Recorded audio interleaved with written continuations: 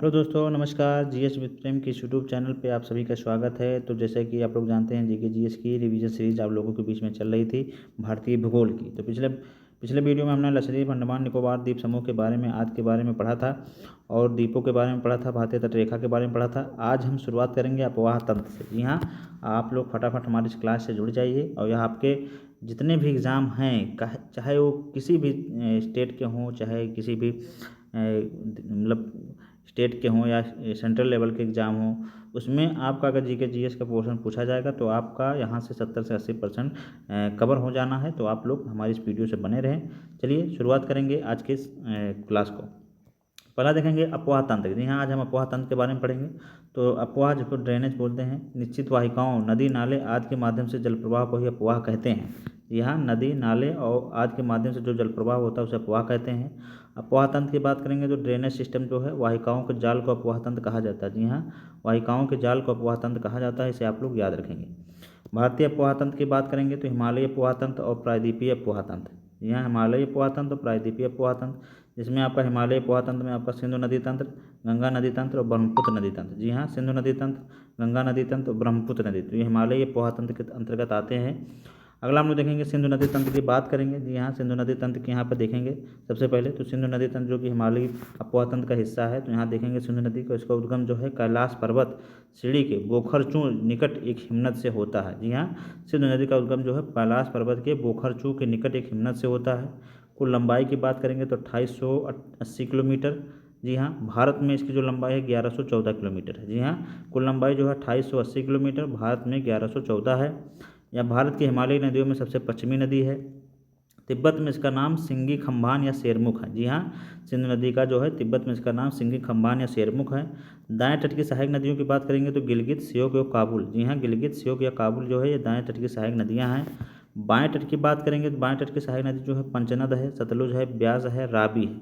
जी हाँ, बाएं तट की सहायक बात करेंगे तो पंचनद, सतलुज, ब्यास और रावी। तो यहाँ हमने देख लिया कि जैसे ये नदी हो गई तो ये आपका इधर आपका दायां हो गया, इधर आपका बायां हो गया। जी हाँ, इधर लेफ्ट, इधर राइट।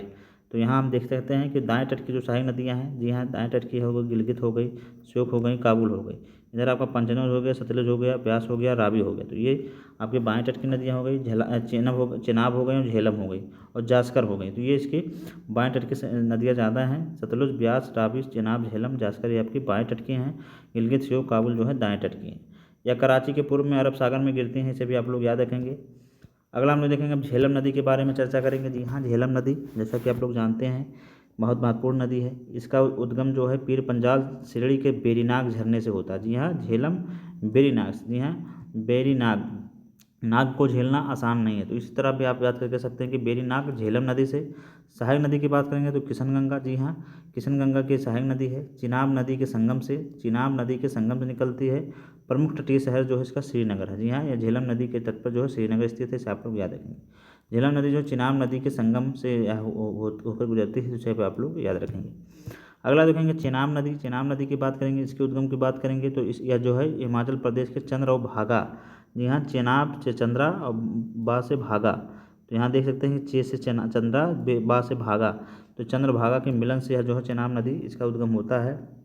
अन्य नाम इसका चंद्रभागा है। और भारत में लंबाई जो है इसकी 1180 किलोमीटर है। जी हाँ, भारत में इसकी लंबाई कितनी है? 1180 किलोमीटर है। और सिंधु की सबसे बड़ी सहायक नदी है। जी हाँ, चेनाब नदी है सिंधु की सबसे बड़ी सहायक नदी मानी जाती है, इसे आप लोग याद रखेंगे। तो यहाँ हमने देख लिया झेलम नदी और चेनाब नदी के बारे में डिस्कस कर लिया। अब हम चलेंगे रावी नदी के बारे में। जी हाँ, रावी नदी के बारे में देखेंगे। तो रावी नदी जो है इसका उद्गम जो है रोहतांग दर्रे से पश्चिम से, रोहतांग दर्रे के पश्चिम से होता है और यह हिमाचल प्रदेश के चंबा घाटी में बहती है। जी हाँ, हिमाचल प्रदेश के चंबा घाटी में कौन सी नदी बहती है? रावी नदी। और यह जो है इस चेनाब नदी के संगम में आके मिलता है, इसे भी आप लोग याद रखेंगे। तो चेनाब नदी के संगम में रावी नदी आके मिलता है और हिमाचल प्रदेश के चंबा घाटी में बहता है। उद्गम जो इसका रोहतांग के पश्चिम दर्रे से है, इसे आप लोग याद रखेंगे। अब हम देखेंगे यहाँ पे ब्यास नदी की बात करेंगे। जी हाँ, ब्यास नदी, इसके बारे में डिस्कस करेंगे। तो ब्यास नदी के जो है इसका उद्गम जो है रोहतांग दर्रे से ही होता है। जी हाँ, तो यहाँ रावी नदी का भी उद्गम रोहतांग दर्रे से और ब्यास नदी का भी उद्गम जो है रोहतांग दर्रे के निकट ब्यास कुंड से। जी हाँ, रोहतांग दर्रे के निकट ब्यास कुंड से होता है। और यह कुल्लू घाटी से बहती है। जी हाँ, कुल्लू घाटी से बहती है और हरिके के पास सतलुज में संगम हो जाता है। जी हाँ, हरिके जो बैराज है सतलुज नदी पे, उसी के पास यहाँ पर इसका वहीं पे जाके मिल जाती है। तो इसे आप लोग याद रखेंगे। अगला देखेंगे सतलुज नदी तंत्र। जी हाँ, तो सतलुज नदी की बात करेंगे तो यह जो है तिब्बत में से लॉन्गचेन खम्बाब, जी हाँ, या सिंगी खम यहाँ देखेंगे कि तिब्बत में जो इसका नाम है लॉन्गचेन खम्बाब।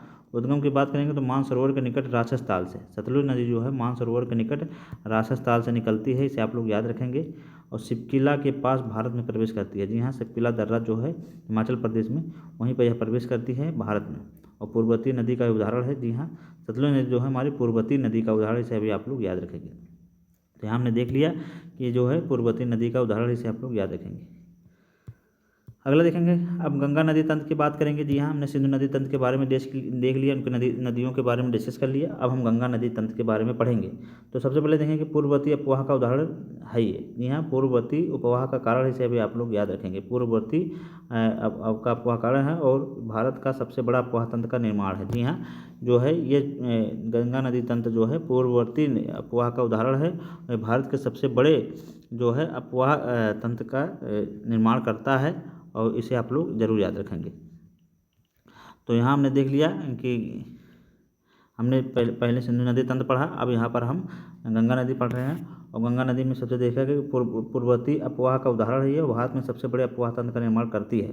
उद्गम की बात करेंगे तो यहाँ हम देख लेंगे पूर्ववर्ती नदियाँ जो होती हैं, जैसे आप लोग समझ नहीं पा रहे होंगे पूर्ववर्ती नदियाँ किसे कहती हैं। तो पूर्ववर्ती नदियाँ वह नदियाँ होती हैं जो हिमालय जैसे पर्वतों के उत्थान या भौगोलिक संरचनाओं के निर्माण से पहले अस्तित्व में हैं और बह रही हैं। जी हाँ, तो यहाँ हमने देख लिया कि इसका मतलब यह है कि नदी पहाड़ों के उठने के बावजूद भी वो अपना मार्ग बदलती नहीं है। जी हाँ, यहाँ सरल भाषा में कह सकते हैं कि पूर्ववर्ती नदियों का मतलब यह है कि वो अपने मार्ग से विचलित नहीं होती हैं, वो अपना मार्ग बदलती नहीं हैं, चाहे उनके बीच में नदियाँ आएँ, पहाड़ आएँ, कुछ भी आएँ, मतलब उनको काट के अपना रास्ता बना लेती हैं।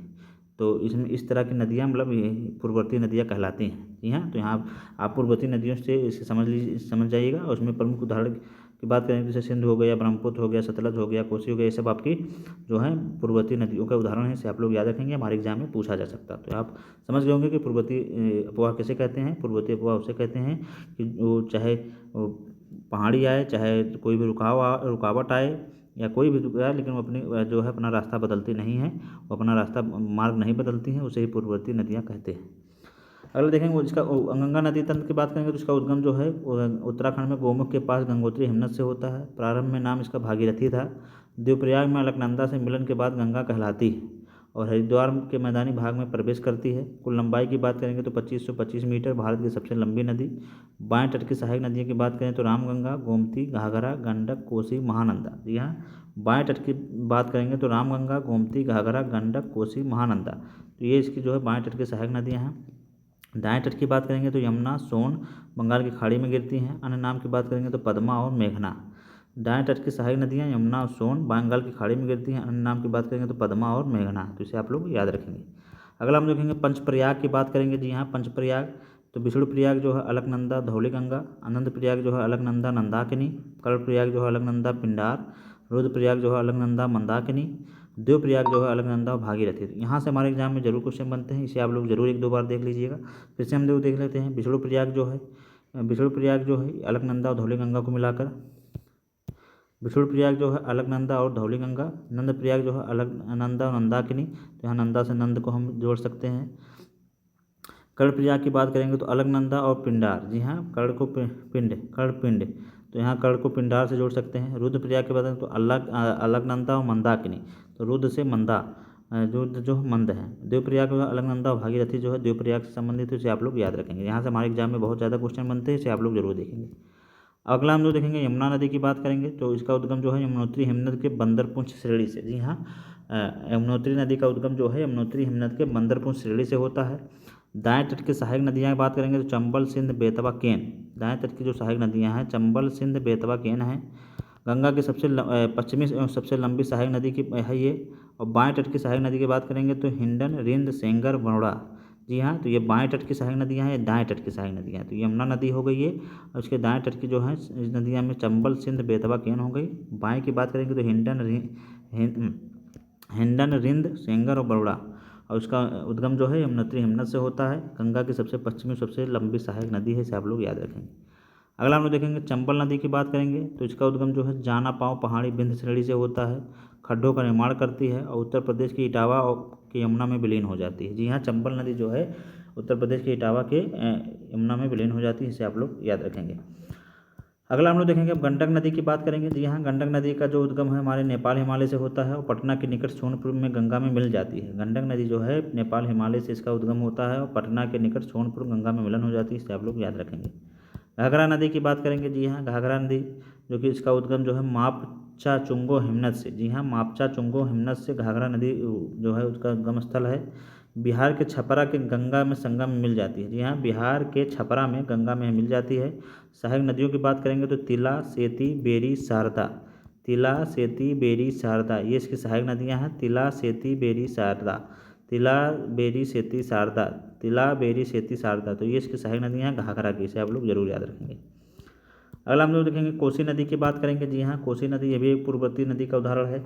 तो उद्गम स्थल जो है माउंट एवरेस्ट के उत्तर से होता है। जी हाँ, इसका माउंट एवरेस्ट के उत्तर से कोसी नदी का जो है उद्गम स्थल होता है। बिहार का शोक कही जाती है। जी हाँ, बिहार में बाढ़ का जो कारण है इसी की नदी के कारण होता है, तो इसलिए बिहार का शोक भी कहा जाता है।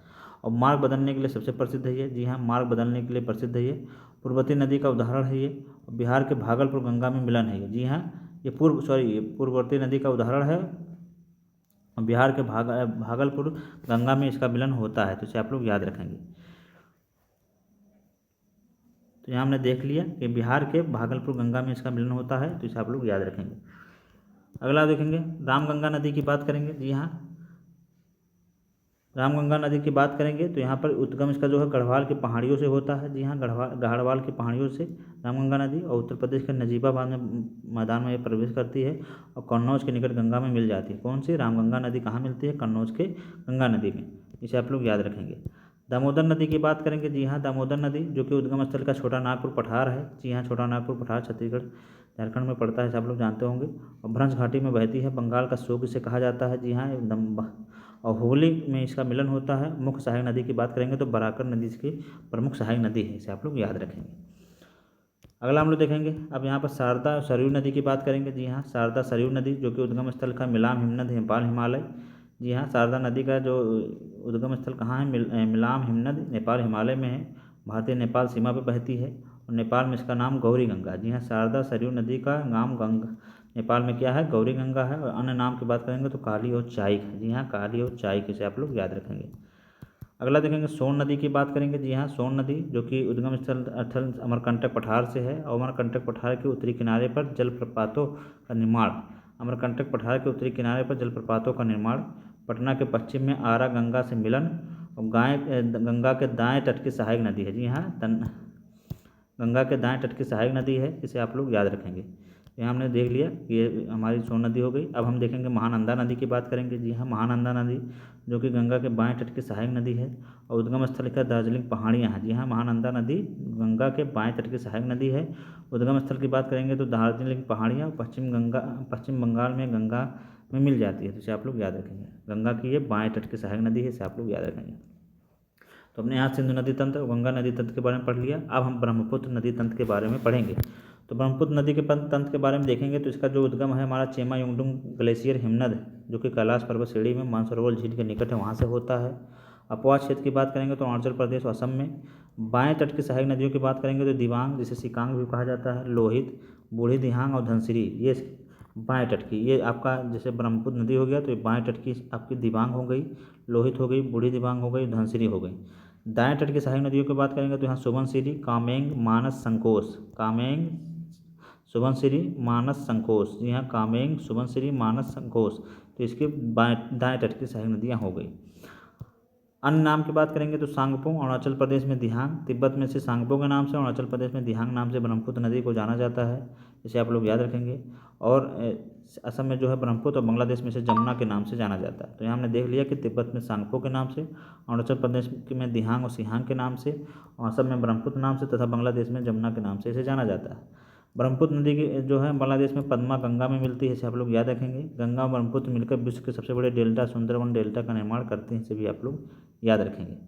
अब हम यहाँ देखेंगे सुबनसिरी की बात करेंगे तो सुबनसिरी का उद्गम जो है तिब्बत क्षेत्र से होता है। पोहा क्षेत्र की बात करेंगे तो अरुणाचल प्रदेश असम में होती है और इसे एक पूर्ववर्ती नदी का उदाहरण से आप लोग याद रखेंगे।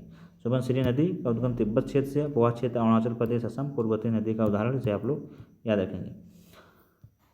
अब हम यहाँ पर प्रायद्वीपीय नदियों के बारे में देखेंगे। जी हाँ, तो आज की क्लास हम यहीं रोकेंगे और बाकी जो प्रायद्वीपीय नदियाँ के जो तंत्र हैं, प्रायद्वीप नदी तंत्र, प्रायद्वीप नदियाँ, इसको हम अगले क्लास में डिस्कस करेंगे। तो आपके आज हम यहीं पर क्लास को रोकेंगे और आप लोग को क्लास कैसी लगी आप लोग ज़रूर बताइए। क्लास अच्छी लग रही है तो इसे लोगों को शेयर भी करें और ज़्यादा से ज़्यादा लोगों को इससे जोड़ें ताकि हम आपके लिए अच्छी अच्छी वीडियो ला सकें। और बहुत अच्छी क्लास है आप लोगों के रिवीजन के माध्यम से, बहुत ही कम समय में ज़्यादा से ज़्यादा आपका रिवीजन हो जाएगा जीके जीएस का। तो आप लोग हमारी क्लास से बने रहिए, अच्छी लग रही है तो अपने दोस्तों में, अपने जो स्टडी भी ग्रुप हैं उसमें शेयर कर दिया करें। फिर मिलेंगे एक नए वीडियो में, तब तक पढ़ते रहिए, आप लोग स्वस्थ रहिए। नमस्कार, जय हिंद।